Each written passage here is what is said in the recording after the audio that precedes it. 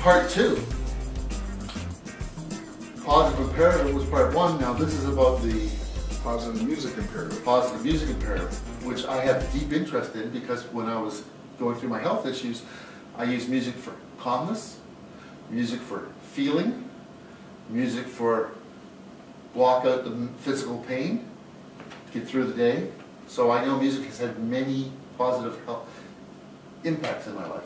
So I'm very interested about this imperative.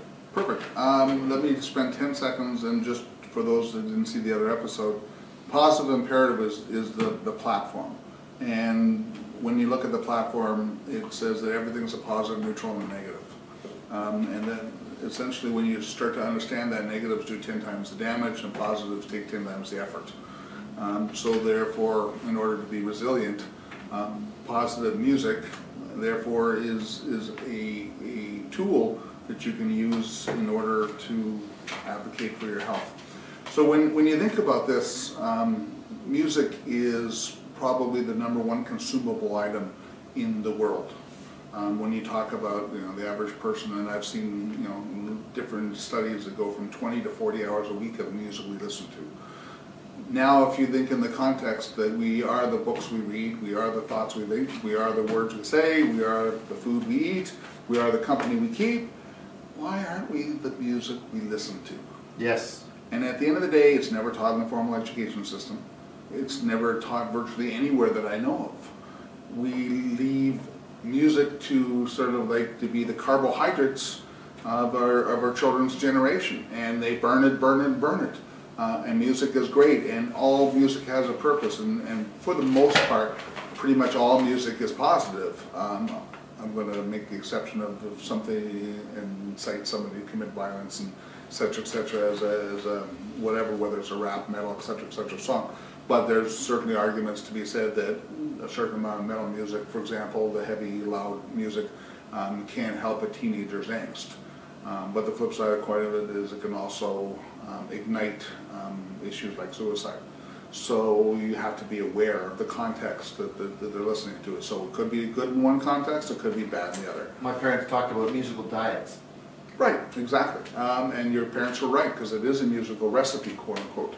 And if you look at it as protein versus carbohydrates versus other things that you can eat, positive music is basically your fruit and vegetables that sustain life. Give you lots of vitamins, lots of minerals, and lots of antioxidants, and help your mind thrive. So what is positive music? Positive music is essentially music that is uplifting. Now I'll go back to the conversation of positive imperative again. Positive is essentially something that's healthy and uplifting, and neutral and negative is the exact opposite. It disempowers, disengages, reduces health, etc., etc. A lot of music is in emotional contexts. We know that Neil Sedaka gave us breaking up is hard to do. And Odell has picked up that torch and reminded us that breaking up is hard to do. And the problem being is that if you listen to pop radio, you may hear breaking up is hard to do 60 times in the week. And if you've had a bad relationship, that may be the perfect trigger to rekindle that whole bad feeling, and especially if it was abusive, the whole 9 yards, and you may well wish, but at the end of the day you may get back to work after going out on lunch hour, turn on your car radio, and you just may be in a different place than you were when you left, because you did not govern the music you listened to. I used to tell my students, when you turn on your browser on your computer, if you use Internet Explorer, it defaults to msn.com or .ca, depending on the scenario, and then you're on Bill Gates' agenda, and chances are you'll click on something. Or you can go to options and change the website that your URL defaults to, and you can choose it to something that helps you work, something like TED.com that helps your mind, or whatever else that you choose to, or Google, right? And say, okay, fresh start, where am I going to? Or a particular page that you've created for yourself, like Corkboard, right? Or your own blog. You can choose where the mind goes to, but right now, one of the things you have to understand is that 90% of your brain is subconscious, 10% of it's conscious, and the subconscious leads the way, and in most cases we're not conscious of where we go. That's why they have end-of-aisle displays in supermarkets, and that's why we buy the end-of-aisle items. Now you're making me guilty, because that's what I did for a living, consulted to retailers to get people to impulse buy because they weren't in charge of their own thinking and feelings. And the more emotional we could make them, the more we sold. Bingo. And I was in retail for greeting cards, I don't feel guilty. Right. And at the end of the day, bad news sells. That's why 90% of our average 6 o'clock news is bad, negative, and negative music sells. You know, oh, just could have said, oh, would have, and the list just goes on. And I'm not saying that there aren't songs like Climb by Miley Cyrus or any other example you want to use that's positive, but it's usually a 10-to-1 ratio again. So at the end of the day, it's 10 neutral or negative songs about relationships, and every one of them, as you mentioned earlier, in unto itself is fine, and that cathartic element is okay to visit. But if you live there, that's not such a good thing. Fail. And the element is, you live there when you turn on the radio and you're not conscious of the music that you're digesting. Some radio stations have a better playlist than others, but the majority of them have quite a repertoire of negative music. And if you're in the car and you're only listening to 3 songs and there's a bang, bang, bang, 3 in a row that are breaking up is hard to do. And my favorite one, I think, of all time, Peggy Lee, Is That All There Is? Yep. It's just, you know, the most depressing song you'd ever want to hear in your life. Yes.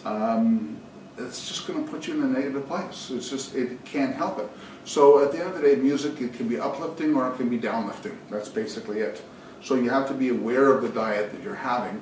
And then you have to say, okay, now how am I going to respond to this? And how am I going to be proactive to this? And how am I now going to be aware of this? How am I going to build my staple of positive songs?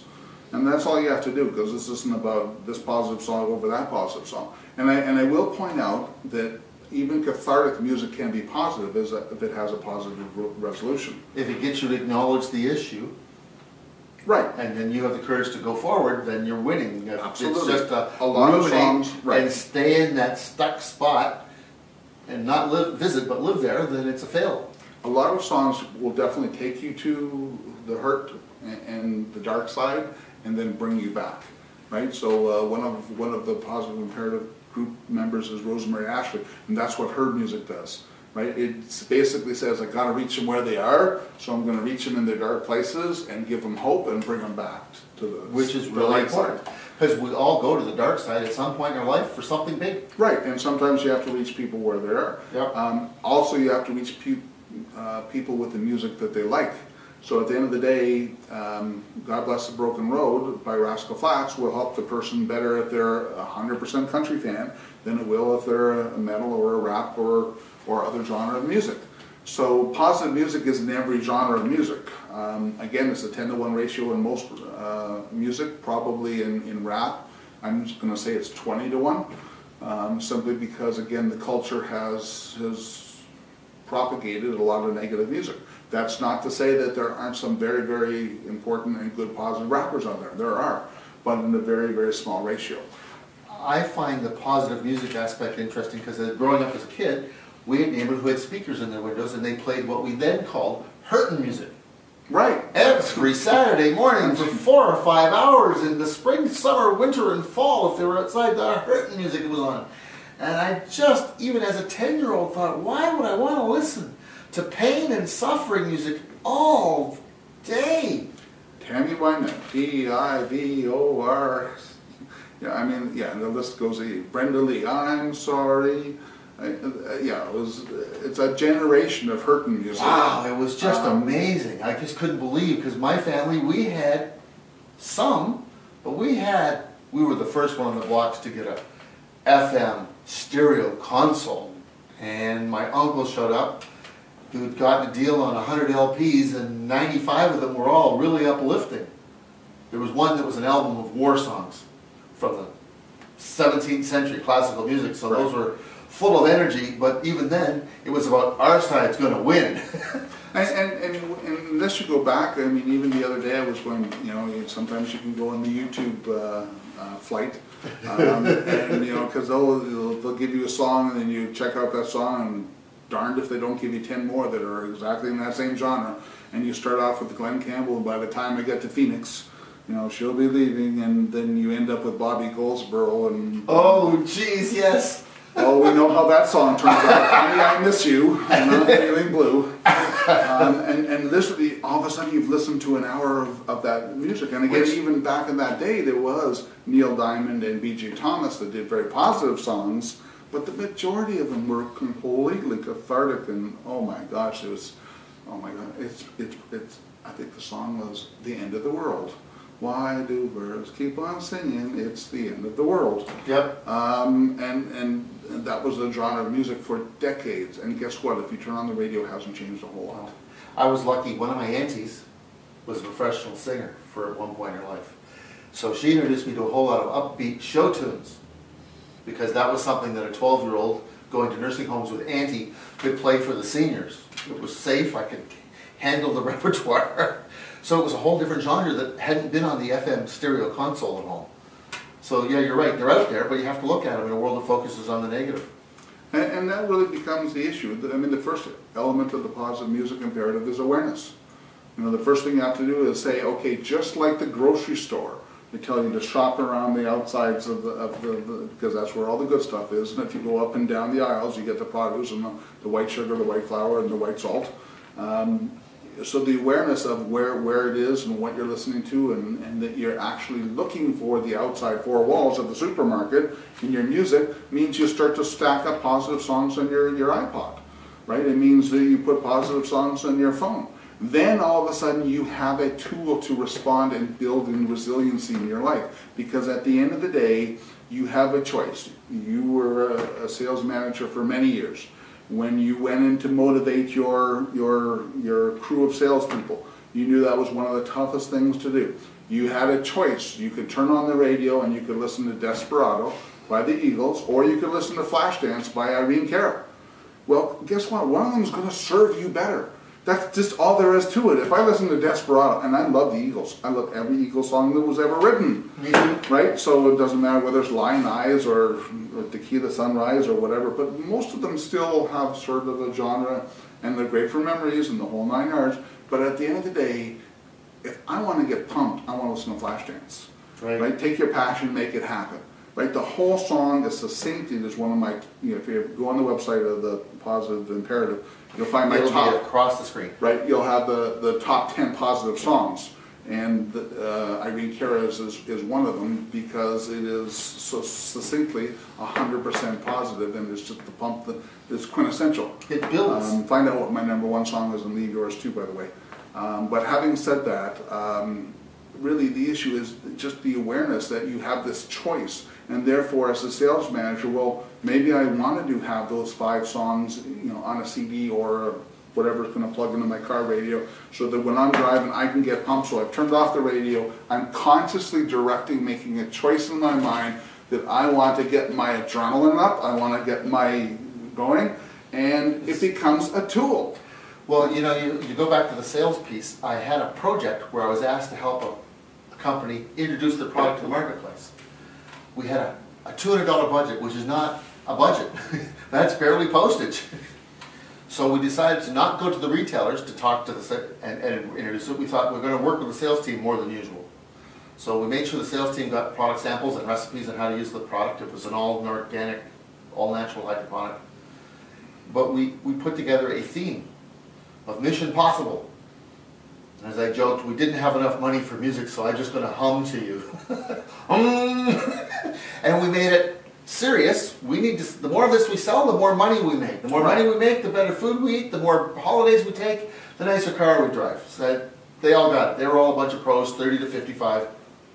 We had 82% of all clients bought and kept the product on the shelves within 90 days. A year later, they kept it on the shelves. Set a record. Normally they didn't get to 40%, but the owners of the distribution company said, "You're the only one that's ever came in and talked to them. You made them laugh." And we had 5 follow-up notes. They got 1 a day the week after the talk. Right. And they were serious and silly. Right. 2 sentences in the note. Uplifting and this is a food that brevity and this food can change lives and change health. Right. Attached to this note is a toonie. Your mission, should you decide to accept it, is make 1 more sales call today, and there's a toonie attached to pay for the coffee to give you the energy to do it. Right. Another day was, it's Thursday. Maybe the coffee won't work anymore this afternoon, so attached is a toonie. Buy a chocolate bar. It was silly, but it was serious. Focus on sell more. It's an amazing world-class product. And oh, a little bit of humor. And oh yes, if you need motivation, call me, I can sing to you. Because the joke was far, far away, so far you can't hear me. My talents are not that bad, but they're not world-class either. And again, music and humor go hand in hand. Weird Al Yankovic and a bunch of others, Ray Stevens, have made a career of brevity plus music. And we had fun with it. To this day, all that distribution company says you've never broken the record. We've never been able to beat your record, because within a year we had over 95% distribution. Some clients were more cautious and took time to make sure that it was what we said it was. So with music, once you begin to understand that it's a tool, It is. you can start to fortify it in different aspects of your life. Every one of us will have bad things happen to us. Every one of us will have, let's say if you're in customer service, you'll have an obnoxious client that for some reason treats you very poorly and may or may not go over the line, and you have to be resilient and stick to your program and not lose your cool. But at the end of the day, they get under your skin because they've said something derogatory or they've treated you less than human, and the list goes on and on. Well, at that point, you're just not feeling that good, and you want to pump yourself up, and you just kind of reach for your iPhone, you reach for your iPod, whatever the scenario is. You turn the thing on, if this technology works. You go to your resiliency file. You kind of look up. Well, geez, it's not working so well now. It was sleeping. It was sleeping. Okay? It went to sleep. You hit something that wants to pump you up, and pretty much every time I'm in any type of a funk, if I put this song on, I get pumped. I think my theory is, if you listen to this song and you're depressed, then you need clinical help. And I say that with all sincerity, because at the end of the day, these songs can be your anthem, right? And Bon Jovi is a good example. It's my life, it's now or never, right? I mean, just the lyrics hammer home. No reruns, folks. Yep. I'm not going to live forever. This is not a dress rehearsal. It's not a dress rehearsal, and indeed, when it comes to that, I better turn it off at some point. Because YouTube will kick me off. Yeah, well, that's why I was talking over it so eloquently. Well, it might not work, but we'll see. We'll see. Indeed, I should look for a better example of one that. I'm interested in the site where I can buy or get. Well, that site will be coming to you. It's called Positive Music Imperative. So, okay. But I mean, it can be literally any of these songs. You can do Magic or whatever the scenario is, and it won't play too much because I know that YouTube little worm will catch us. Sure will. And we don't want that to happen. No. So, having said that, I mean, but that's a perfect example of, okay, I was in a funk, but now I'm ready to conquer the world. Why? Because I chose to put that directory on my phone or my iPod or my MP3 player. I chose the songs that went into it. I know that Tool is a resource just like the gym, right? If I'm in a funk, everybody knows if I go for a workout, I'm probably going to feel better. I might feel a little sore, but I'm going to feel better when I leave the gym because I've got something called endorphins. Music gives you endorphins as well. Yep. And at the end of the day, you're pumped. So you have a choice. It changes our brain chemistry. The endorphins, the whole bit, oxygenates the brain. 100%. It's a workout for your blood circulation. It's a workout for here if it's the right song. So like I said, any of those songs, and technically, lyrically, it doesn't even have to be positive. I will be frank with that. Positive songs are like the A+ songs, as far as I'm concerned, the best of the best, like Flashdance and or Bon Jovi's It's My Life. But Billie Jean or Caribbean Queen will do it for me as well, by Michael Jackson or Billy Ocean. Why? Because I just love those two songs, and I turn them on, and it doesn't matter that Michael Jackson's was really about paternity, because at the end of the day, I don't think about that. It just makes me feel good. So I mean, at the end of the day, you can also do feel-good songs. Whatever puts you in a state of positivity is what works. Over a period of time, I think if you, for example, have listened to motivational books and motivational tapes and or CDs and or motivational programs, and bought into the pop psychology movement, whether it's Tony Robbins or Napoleon Hill or whoever your Wayne Dyer of the day is. All that doing is accentuating positivity in your mind and accentuating in 50 different ways for 50 different lessons for 50 different ways for you to see that. Generally, positive music will do the same. If you listen to, there's a gal by the name of Jana Stanfield, and she's one of the best positive music singers in the world. And why? Because she rings true to really good, authentic spiritual messages that are what I call the 80-20 rule of the 20.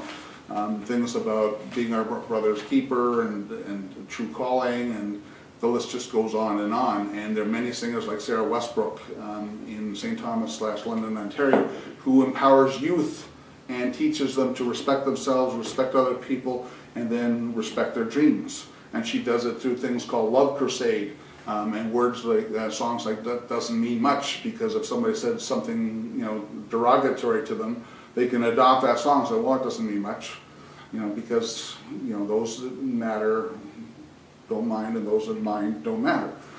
If you follow that Dr. Seuss adage, and therefore you can easily block out those bricks and accolades, you start to acclimatize yourself. But what's more, you can listen to a song like Love Crusade by Sarah Westbrook, and then it's like, wow, I'm pumped. It's just the same vein, the same genre as this. And you build a whole staple and diet of it. So all of a sudden you have a whole store of positive music. If it puts you in the right direction and it moves you forward, it counts. Absolutely. One of my grandfathers, it was marching music. Not my cup of tea. Right. But I went to 3 marching music band military tattoos as a kid in the 60s with grandfather and father, and it was like, wow, this music, I might not love it, but I got to appreciate there's a lot of talent down there, and it does raise you up. The nail you just hit on the head is historically, armies have used music and particularly snare drums for hundreds of years to acclimatize people to going into war. Now, that's probably not it's effective and it worked because it got people pumped, and that's what you wanted to do. So if you take that context and say, okay, it worked then and it always has worked and it'll work now, what is the drum I want to beat to and listen to my ears? Absolutely. And it's all about listening to 20 hours of positive music. If you listen to 20 hours of positive music a week, you can't help be a more positive person. It's just going to pull you up. Absolutely, because there's such a great diet of positive music, and some of it will be just the regular tunes you want to listen to every day, and some of it will be, I can learn a lesson here, I can learn a lesson there. There's hundreds of positive music singers out there, literally, making positive music, and some of the staple songs and remakes, like I Can See Clearly Now, which we'll be listening to in a second.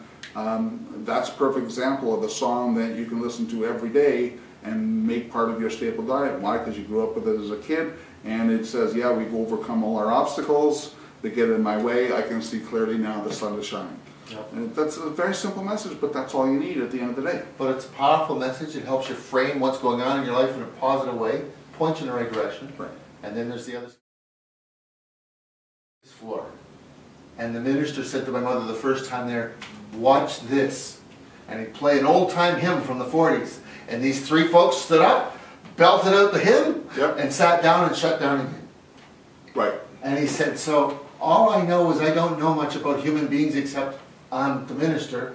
And that's the only way I know how to minister to these people, because they don't talk, can't talk. Right. But when I play that song, these 3 from that faith, so he said, I'm learning songs from different parts of the Christian faith, because I am this faith, but they were from this piece. There was Uniteds and Baptists and Catholics and Roman Catholics, and he said, so I've learned 3 or 4 songs from each one, and they all bounce up, they all come up for different ones. And he said, it's amazing. So, and that's the power of music in general, and as I say, most music is positive. It's a different part of the brain. It's a different part of the brain, and it is amazing how it embeds yourself in your brain. So why not embed positive music? Because it's going to help you at the end of the day. It's what's going to fortify you in resiliency and give you a better foundation of positivity. Better foundation of positivity means more happiness. And who wouldn't want more happiness? Well, and unfortunately, I think a lot of people don't know that they can get it because they don't realize it's a choice. Or they don't know they're worthy of it. They don't know the worth of it. But at the end of the day, that positive music will teach them both of those lessons. Greatest Love of All by Whitney Houston, another of my top 10 songs. What better song to teach you of your self-worth and of a child's self-worth than The Greatest Love of All? Great song by Linda Creed and Michael Masser. And just fabulous from the point of view of, wow, it just has that, you know, and if that's the imprint, as opposed to something that's negative, like breaking up is hard to do, well, I think you've served yourself really well at the end of the day, because it's all about, oh, I had some vegetables as opposed to a high-carb, sugar-laden, salted, you know, whatever you had, you know, and that's the diet you choose. Yeah. So when you look at the personal issue, music is the catalyst and the change agent for both yourself, your community, and the world at the end of the day. And why is it catalyst for the world? Well, Mac Davis wrote a great song called I Believe in Music. And in that song, he had the lyrics called, music is the universal language and love is the key. And at the end of the day, music is the language that bridges all faith. Music can change the world because it can change people, said Bono. And Bono's written a lot of songs about changing the world. If you think about that, there's a YouTube series on videos called Playing for Change. I love the series. I highly recommend people check it out. It's a song like Stand By Me, and it's made up of 20 or 30 musicians, and every one of them participates for 10 seconds in the song. So it goes to a harp player in Mississippi, and then it goes to an African set of girls singing in Nairobi. I've seen it. It's brilliant. And then it goes to a cello player in China, and then it goes to Russia and a flute player, and they're all making the same song. At the end of the day, they're all singing the same beat. My theory is that if the world stopped for 3 minutes and sung the song by John Lennon called Imagine, we'd be a lot closer to peace. I mean, and that's all there is to it. And we'd be more peaceful. We'd be more peaceful. So, the United Nations, God bless its soul for all the things it tries to do, and I'm not going to get into more politics than that, has been ineffective because it's been compromised by a lot of different reasons at quote-unquote making the world safe and peace and all the mandates that we're supposed to do. I don't think any one country is going to do it. I don't think any one religion is going to do it. So what's going to bring the world peace? If anything, it's going to be music, because music is the catalyst that breaks down people's thinking, their left brains, their egos, and starts with their heart and their emotions and where they live. Music is the only, commodity that can do that at the end of the day.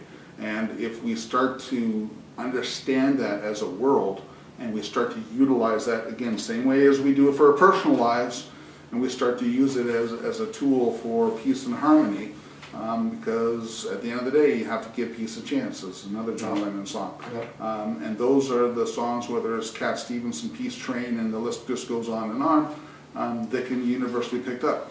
Mm-hmm. Most of the world is all about the law of displacement.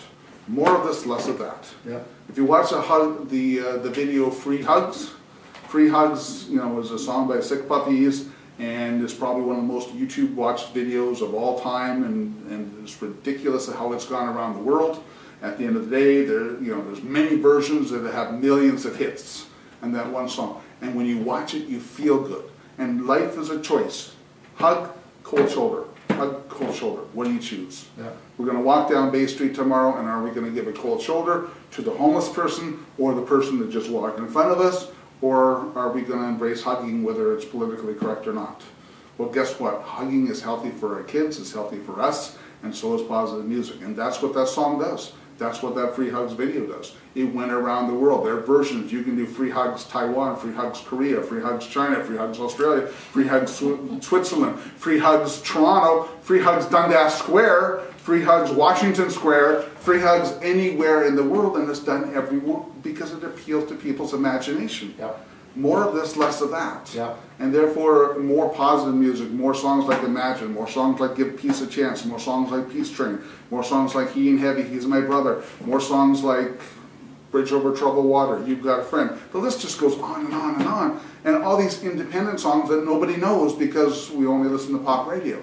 There are just as many great positive songs out there that you've never heard. Check out Janice Stansfield, trust me. She has amazing, great songs, and there's no agenda there. I just love her music. And hopefully Positive Music Imperative will also be putting out a lot of positive music of independent artists that have no other vehicle to get there. But what it does is it collapses the distance between the people, humanity, and the positive music. Yes. Positive music is also the best agent for mental health. It will not fix mental health, no. But you need a unified approach, a holistic approach. You need many different approaches to mental health, which the World Health Organization identifies as our #1 threat in the New World. And it manifests itself in Newtown, Connecticut, and it manifests itself in the number of suicides that happen every year, and it manifests in the epidemic of shut-ins that we don't know, but it's another vertical apartment building over there, and guess what? 43 people in that apartment building haven't left their apartment in a month. Yeah, because they get home groceries delivered. Right. So they don't even have to get out anymore for anything. And again, they build in the world of cloisters and the Salvation Army, and everybody else can't get in the door. No. You can knock on the door, but if they don't open it, they won't get in. Guess what? Positive music has this little magic trick that it can get through based on radio and music and the internet and YouTube, all the different ways that the individual who's a shut-in and or that individual who's thinking about committing suicide can listen to. In my radio days, I used to ask, my signature question was, if you had to write your epitaph today, what would you like to be remembered for? And I asked it of every musician from Kenny Loggins right on through to Sheryl Crow to, the only one that didn't like it was, strangely enough, Boy George. But having said that, 3 people loved it a lot, and that was Jan Arden, Kenny Loggins, and Sarah McLachlan. Sarah McLachlan's answer was, my epitaph would be that 14-year-old girl wrote to me and said one of my songs saved her from committing suicide. Yeah. Pretty powerful stuff. It's good way to be remembered. At that point, you've gone to the mountaintop. Yeah. Yeah. You know, you've gone to the mountaintop. You've saved a life through the power of music. And what better element can you do? So everything is a choice. And at the end of the day, we can write good songs, or we can write, yeah, another break me up. Oh, that life is hard, and you know. And I get that that's an exercise of element, but it's not going to serve anybody, especially if we do it by the hundreds and the thousands. It's like putting out white sugar, white flour, and white anything else you want that's not going to digest. So visit it, don't live in it. Absolutely. Okay. Again, it's not that it's bad, but a diet of positive music will get you there. So the other song I'd like to leave you with is called We Are One.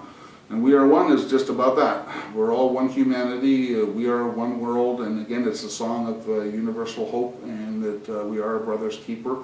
And let's understand that first and foremost, because that's the way to build the world of peace. Great. Well, listen, thank you, Vic, for dropping in. My pleasure, Michael. We'll be able to visit them twice now. 1, 2 interviews.